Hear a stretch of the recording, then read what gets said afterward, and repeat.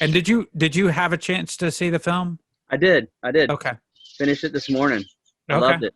Yeah. Did you? Great job. Thank you. Really good job. And I can see why you had some awards. But so what got you into filmmaking? Well, I mean, it basically, yeah, I have not seen myself as a filmmaker as such. I'm more or less a dude that's made a couple of them. I don't want to say in my spare time because it's sort of all encompassing when one is making a film, and they take so long to make the things. You would, from the outside looking in, you would say, okay, a documentary, like a small documentary film, that's probably sort of entry level kind of filmmaking, which I would have thought as well. And I remember talking to a guy who's been a filmmaker for, decades. He said, you realize that this is the hardest thing that you can do, right? I'm like, well, it feels like it. I know that. It certainly feels like it. Anyway, the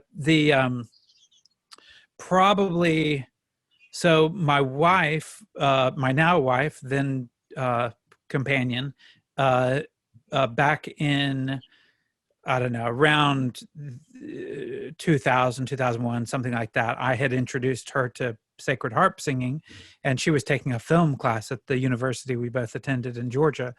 And in this film class, they were obliged to write an essay or to make a short documentary film, like 10 minutes kind of thing. I said, oh, you should do it on sacred harp singing, and hey, I'll help, and we've got this buddy who's got a camera, and let's do it. So we did that, and then after that was over and she did a good job and got an A and all of that, we just sort of kept bringing a camera and told ourselves, I don't even know how much we believed it, told ourselves and told anyone who asked us that we were making a film about sacred harp. And at a certain point, it became evident that, if I put a lot of time into a thing, I want to see it to completion. Like I want to finish the thing. And at that point we had put so much into it, so much time, and had interviewed a bunch of people. Like, we need to do something about this. Like, we need to actually do it. And so we were able to get some funding and what have you. And just to buy the equipment. It's one thing to borrow a camera. It's another thing to, have the edit suite to edit the film with and that kind of jazz. So anyway, so then I taught myself how to edit, and so I edited that, and that's where a documentary is made, is in the edit room. That's 90% of where the story comes together. So so that's really how I learned it. I didn't have any sort of training, but that film, wound up airing on PBS throughout the country when we finished it, and to more acclaim than I could have hoped for. So so when it came time for Luxury to make our last LP, and at that point 3 of the guys in the band had become Eastern Orthodox priests, I said, well, this seems interesting. Anybody knows that this is interesting. And so I thought, it would be easier to make this one because it was sort of less involved as a story than like this massive history and a tradition and so forth, like we did with the previous one. And so I thought that I would be able to sort of knock it out kind of quickly, which wound up not really being the case. But and it was not easy to do. Coupled with the fact that I didn't, at this point I had joined the band. I mean, I had been in the band since 99 or 98, something like that. So the that's gross. To make a movie about your own band is unseemly. And so that was sort of, I was uncomfortable with it, But after all, I said, well, this just seems too interesting, and this is the time to do this. If it's going to be done, now is the time to do it. And I don't see anyone else lining up to make this movie right now. So I may as well be the guy to do it. And so that was the thinking of it. So whether or not I'm a filmmaker is not clear, but like I said, I've made a couple of them. So. Well, from an outside observer, I would say job well done, Hey, self-made thanks. film producer. How do you maintain objectivity when you're a member of the band? Is that important? Why or why not? Yeah. Yeah, I mean, I think it is. I think part of it is the bigger problem than the problem that was bigger than being in the band is the fact that that before I was in the band, so not only did I know the guys and was friendly with them, and we were friends, but also I really liked the band a lot. And if anything, that was the problem, or if there's a problem, that would have been it, would be like, how do I tell this story in a way that that doesn't, that's not too hyperbolic, that's not, that, as far as the stuff that with me being in it, because I'm also in the film a little bit. Once I sort of got over the idea that I was going to need to be in it a little bit. And once, I had a friend interview me, somebody who's a buddy that knew enough to ask the right questions, but didn't really know the story. Once that footage was captured, it was not difficult for me to set myself outside of it, and just the footage of me telling my piece of the story, or the story from my perspective, was just one of 30 or so assets that I had available to me. It was like cooking or something like that, where that was just one of the ingredients that I had at my disposal and that I could add as I needed to. And if in general, if there was something that that I said, but somebody said as well, I would defer to them saying it. Right. The last thing I wanted was some sort of situation where you watch it and you say, oh, I can tell that that's the guy that made this movie. Which I don't think it comes across that way now. Like when you actually watch it, I'd be surprised if somebody who wasn't prepped for that would ever imagine that that I think it's that guy right there. He seems like the one pulling the strings in this. I don't think that's the case. If anything, I may be a little bit conspicuous. I won't say in my absence because I'm in there, but I wouldn't say that I am neither the a particularly ubiquitous face that you see, nor am I among the more interesting people in the film. So I didn't give myself all the good lines or whatever. So as far as that went, that in the editing, that was not that complicated to me. It didn't feel, like I say, if anything, I wanted myself on the screen less than more. So Yeah, did that answer your question? Yeah. And I think you're successful in making yourself a non-issue. I didn't realize it was you until I was finishing up the movie this morning, and I looked at the email from the publicist about the interview today and saw your name and said, wait a minute. Hey. So it's just, I caught on later instead of something being obvious. So my next question. By the way, my friends have always told me that I've been successful at making myself a non-issue. So I think that. Congratulations, bro. Yeah, exactly. So how did you know which songs would fit where? Oh, that's a good question. Is that an annoying response? That's a good question. Perfectly well, that's a good question. When I do interviews, when I do that, I usually know that I'm making the interviewer feel better. So, Right. It's a nice compliment. Well, every so often I hear people say, that's actually a good question, as if either A, the rest of them are not good, or B, you look like a dummy how'd you come up with a good question? Well, So, no, when you're doing press, you hear a lot of the same questions over and over again. So the ones that stand out usually pique your right. interest when you say Yeah, that. yeah, that's one that's not been asked before. So some of it is just as boring as, well, in this part of the film, we were talking about the making of the first record. And so clearly it's going to be songs from the first record that go there. So that's a piece of it. Um, then of course there's like, well, which songs from that record or other records?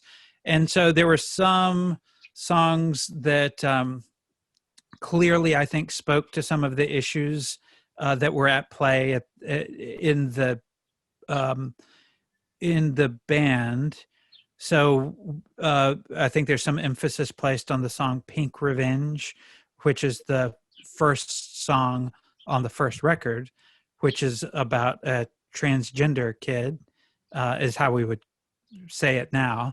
And uh, and I think that among other songs on that record is why um, luxury and the Christian music world were sort of odd bedfellows. It wasn't quite an ideal fit.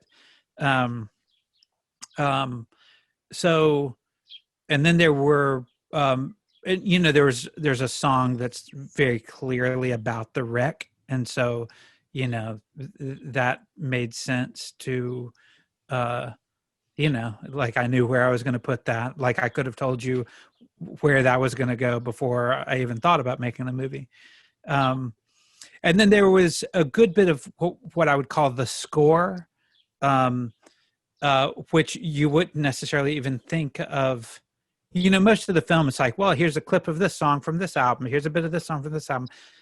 But there's sort of a bed of sort of strings here and there, or kind of distorted kind of miasmic guitars in the background, like in the wreck scene. And in those cases, it was because I had access to what we call the stems of the uh, the Health and Sport and Trophies, our most recent record. And so stems are sort of bits of the recording that's not the whole thing. So just the guitars, for example, or just just my guitars, or just Jamie's guitars, or just the strings, or what have you, that I could pull those from their position in the songs and have sort of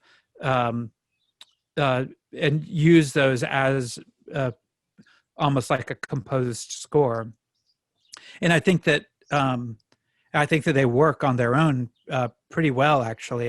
And in some scenes, it's almost surprising to say, oh yeah, those are the strings are in the background of this song over here, which sounds nothing like what you're hearing.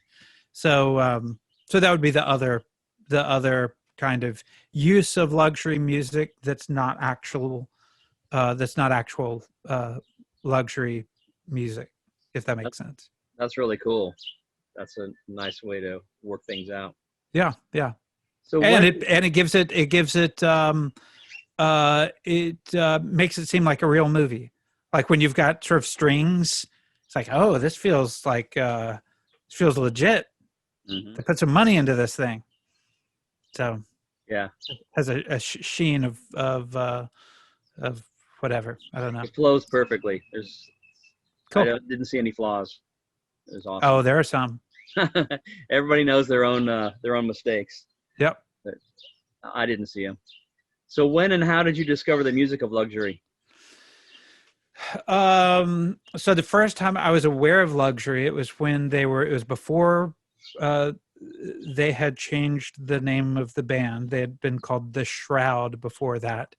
And the band that I was in at the time was playing a local festival in Atlanta.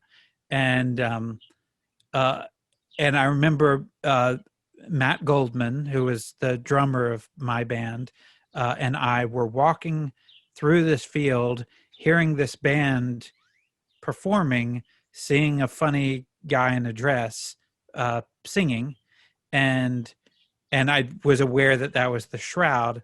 And I remember making this joke, something like, "Oh, check out the Smiths. I mean, the Shroud," kind of, just because I thought that was funny. Yeah. And but at that point, what I heard for those, for that minute that we were walking past, felt derivative of the Smiths to me, and which I love. So that's not a problem necessarily. But then I saw them open for a band in Atlanta, at some club in Midtown Atlanta, and I could not believe it. Like, I could not believe how much this band had progressed, and how heavy, like just how heavy they were, like way more than really, frankly, that comes across on any of the records. Just how almost like you just didn't know what was going to happen, kind of a performance and the whole thing. I'm like, this is super cool. And then we wound up playing another festival together. And turns out like they came and saw us, and they loved my band, and for whatever reason, and we saw them again, and it was unreal. But they announced that this was their last show. They were breaking up. And my band, like, we all watch this, and afterward we go to them and say, "You guys do not need to be breaking up. This is like, y'all are." And I remember saying, "Okay, here's what you're going to do. You need to leave Toccoa, move down to Atlanta, and like get this thing going." Because like, if y'all were playing Atlanta more regularly, because they were closer to Athens. Like, that was sort of more. I said, if y'all were down in Atlanta, we could like make things happen for you. And Lee was the only one that moved down. He moved in with me and a couple of other guys, but for a while, and then the other guys never moved down. But anyway, it's a long version of saying that I think that the reaction that they got that weekend from us and others convinced them that that they may have something, and that they may need to give it another shot. So change the name to Luxury, and the rest is history. Wow. So we may have you to thank for the band's greatness and continuing. Yeah, exactly. Good conversation. Good timing. It's really interesting how you define the Christian music industry, looking back as some sort of post-existence thing. Say that one more time. It was interesting how you define the Christian music industry as one looking back at something that didn't exist anymore, something that had died almost. And right. I thought that was really a unique perspective, and one that's been kind of tossing around in my mind, because I built a 30-year career in that industry, and it doesn't really, I don't do that anymore. Yeah, right. Yeah, that's a strange thing for sure. It was a strange thing when it was happening, and it's a strange thing that it's no longer, that I know of. I mean, maybe it is, like, I'm sure it's out there to a degree. But and by the way, going into it, I think I always sort of bought into the idea that, that most Christian bands were kind of lame and so on. And I don't feel that way about all Christian bands by any means, but I do think that I have maybe more of I find the Christian music industry more understandable now than I did then, I think, or something. I mainly because I'm a parent now, and I understand what it means to, want to keep your kids safe and all this kind of jazz. And, right. Every generation has a different thing. Like, maybe 5 years ago, for some people, it was like anti-vaxxers or something along those lines. And however one falls on those issues, like, or on that issue, setting COVID aside, like, I get the impulse. The impulse is to keep your kids safe. If you think that there's a possibility that by exposing them to a vaccine, that there's a possibility that they'll, get autism or whatever, like I completely understand that impulse. And I think that particularly in the late 70s and early 80s, you had a cultural context um, where the thing that people were most afraid of for their kids was, was Satanism and the cults and all of this kind of jazz that was not just like part of, like, I think people these days either forget or they just weren't, around in those days, but people forget that this was national news, evening news kind of stuff. The idea that there were, this sort of satanic panic of the 80s was a real concern that normal people had, that it wasn't strictly the domain of like fundamentalist parents that were concerned about it. It was sort of a genuine, like, what's going on out there? So I understand why parents would say, well, I think that this over here in this bookstore, in this Christian bookstore, if we want to keep our kids safe, that would be like not even from like the perspective of like being a kind of a doctrinaire Christian, but just, you could be anyone and say, well, like, okay, kids, you can buy anything in this store because we think that it's, but that puts, there's some bands that don't really fit that sort of safety kind of, as you well know, that don't fit that world that well, that's not designed for safety. And that, I think that at least part of the reason that market existed in the first place is for, I addressed this to a degree in the film, but I think point is, I understand it. There have been some people who have seen the film and who took it to be a sort of anti-Christian music kind of film, and I don't view it in that way. I think that there are abuses of it, and ways in which where to put it sort of frankly, the Lord's name can be taken in vain pretty easily in that context. We used to hear about that in the sort of CCM world of Nashville. They would have this idea of JPMs. Have you heard this? Yeah. Jesus is per minute. And that's like, if that's not taking the Lord's name in vain, like what is it? So anyway, so like, of course there are problems with it, but like in my estimation, some cool bands, like there are only a few that I don't think I heard much that came after, maybe in that market, that came after maybe 92 or 93. Maybe I did, maybe a few things, but some of the stuff like I loved some of that 77 stuff, and Adam again. Yeah. That guy, Gene Eugene, man, what a good songwriter. Yeah. Like by any standard, I think. Absolutely. So, and anyway, whatever. But so there are a few of those bands that I thought were just so good and could have made it on their own, like in the real world, so to speak, easily enough. Correct. Yeah, I've often looked at the Christian music industry. The church, by and large, accepted the music of these ex-hippies who came to Jesus and the Jesus movement and their rock and roll music. They begrudgingly accepted it because they saw fruit. They saw people getting born again and saved, and so they thought Christian rock is evangelistic.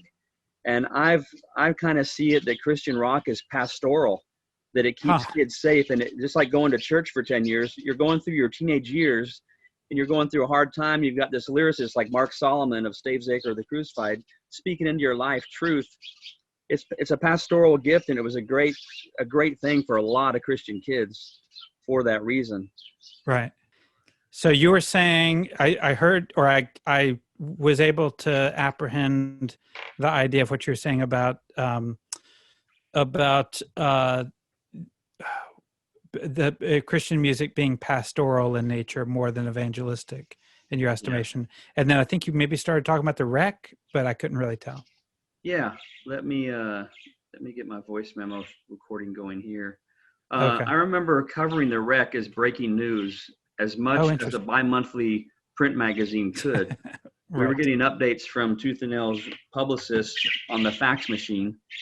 Hilarious. And the September-October issue, which was the next issue, I believe that's when it ran that news article. You ran across the page in the movie. And Oh, that was yours. Cool. Okay. Yeah. Nice.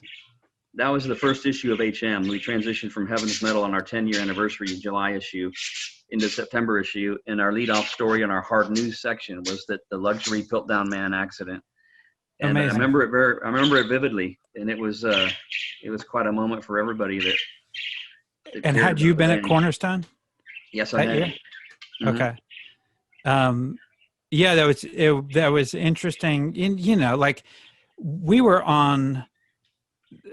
in Georgia, so we didn't have any concept of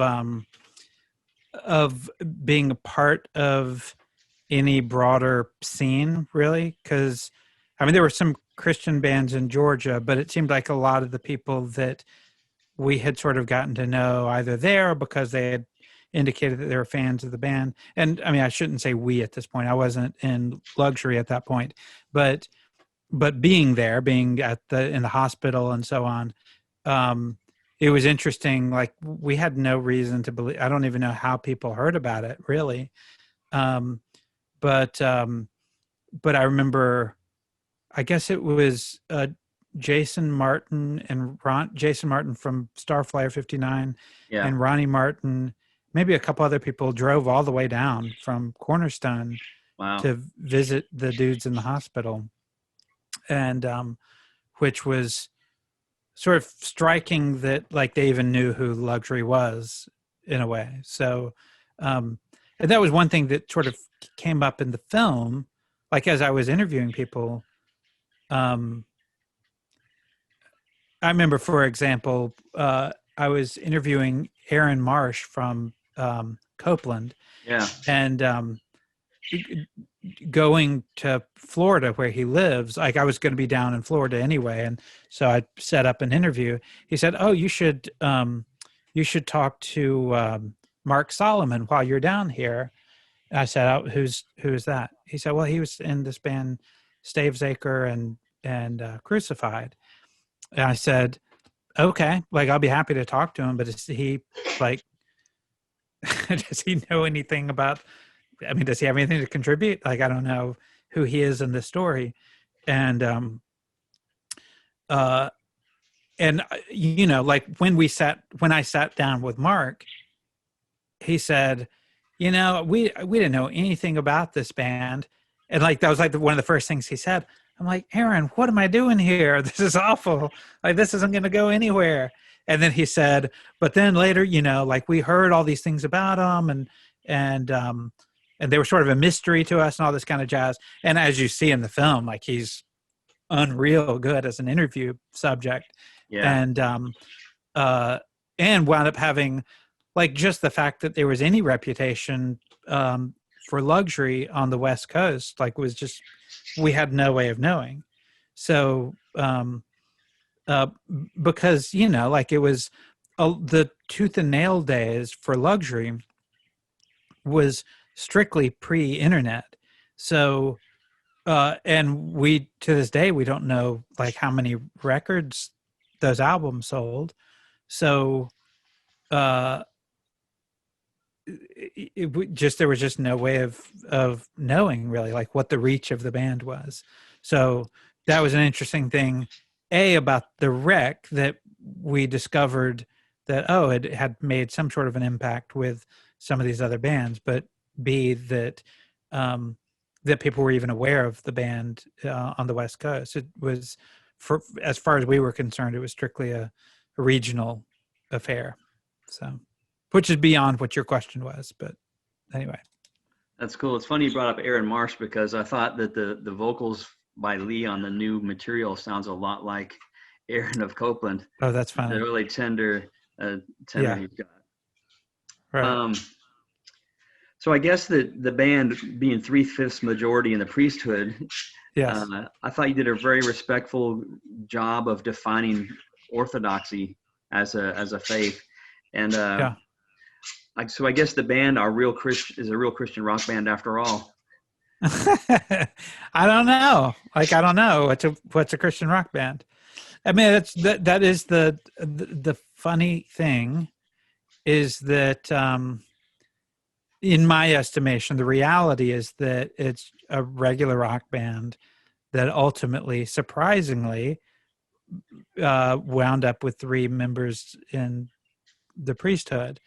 And I do think that's more interesting than, wound up with 3 members who are, music ministers or youth leaders or something like that.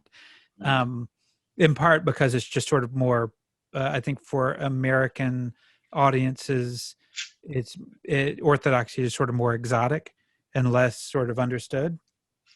But it's a strange game to play with editing the film because, I mean, to this day, I don't think that, I mean, again, it depends on what you mean by Christian band, but by any definition I know of, luxury, I mean, unless what you mean is a band with at least one Christian in it.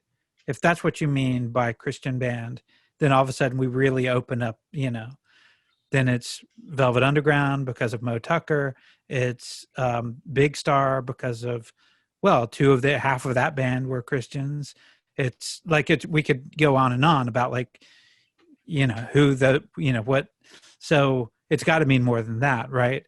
And so minimally, it would have to involve some sort of Christian content to the records. And certainly the first record had nothing like that. And nor, I think, did the second. The third one, you can get a feeling that there's something there, I think. But it takes some interpretation. It's not sort of out there. Right. Anyway, I don't know. Yeah, but it's a funny thing because, part of like, I mean, my original intent in making the film, like I had no intention of mentioning Christian rock at all. And as a thing that was connected to the story, because from our perspective, it's like, well, yeah, they played some of these Christian shows, but we also played, regular shows, and I don't know that most people that, well, I mean, I do know that most people who saw the band would not have, in a regular club, would ever guess that there was sort of a Christian anything about it. So I don't know. It's a strange tightrope walk to be on. To, on one hand, say, well, it's not a Christian band, but on the other hand, which, by the way, I'm conscious is the very thing that all, it's kind of like, how can you tell that somebody's a hipster? Is like how loudly they claim that they're not a hipster. Mm-hmm. And it's probably the same thing with a Christian band. If you say, oh, no, we're Christians in a band, we're not a Christian band. It's like, well, that's a Christian band. Like, if I ever heard one. And so, like, I'm aware of that. But that's funny. That would be anyway. It's probably some middle ground. Yeah, that's a great line.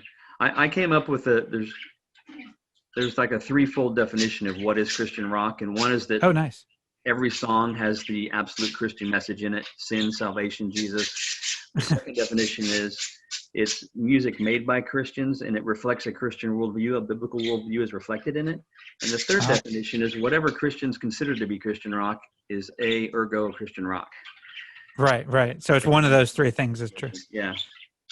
Yeah, certainly. I mean, I'm sure that that you two got more than their fair share of Christians trying sometimes violently to bring them into that fold. So. Yeah. And they've done great. I like that you called the band, this is a band that doesn't have all the answers, but it's a band that's trying to find them. And that carries a lot of weight. That was a cool quote from that dude from Vice. Yeah, that was J. Edward Keyes. Okay. He used to write for HM. Did he? Yeah. Well, thanks for including footage of the HM magazine banner on stage. Yeah, dude. Car accident. That's kind of cool. Right. My last question is, what is the world of film distribution like, and how similar and different is the music scene? Um, it's, I guess there are some similarities. I think that it's the prospect of, like, take from the end part of it, um, the last bit of it, the which is sort of, in my estimation, is the publicity side of it. They're actually very similar. Like, it's a similar sort of process. Um, but Yeah, I don't know. I mean, there's some differences. I mean, for us, we got a theatrical distribution deal through Abramarama, who do a lot of like really cool music documentaries, especially, but all kinds of documentaries. They specialize in docs, I think, but have done a bunch of different kinds of things, and certainly there's no issue of, or if there is, I'm not aware of it. There's no issue of like Christian versus secular or whatever. In that world, I'm sure that there are Christian distributors, I guess, but like they were never going to be interested in this anyway, I think. Um, but Anyway, so we did a theatrical run with the Brahmarama. So it screened all around the country. We did some film festivals and what have you, and that all was good. Um, and so now we have a company called Random Media who is handling the digital end of it, the digital distribution. So May 18th is when the film becomes available on digital platforms to stream. So, and at this point, we don't know all of the platforms that it'll be available on. We do think that it'll come out on a few, and then as time goes on, will be more available in more kinds of ways. So, but we know it'll be on, Amazon and iTunes and that kind of thing. So starting on May 18th. Cool, cool. I guess the last question to put a cap on this, Parallel Love, what's the meaning of the title of the movie? Right. What is the meaning now, or what was the meaning? So it's the name of a song that Lee wrote. And I think that originally he had something vaguely sexual in mind when he called it that. And it was for the last record, or most recent record, Trophies. It's the second song on there, I think.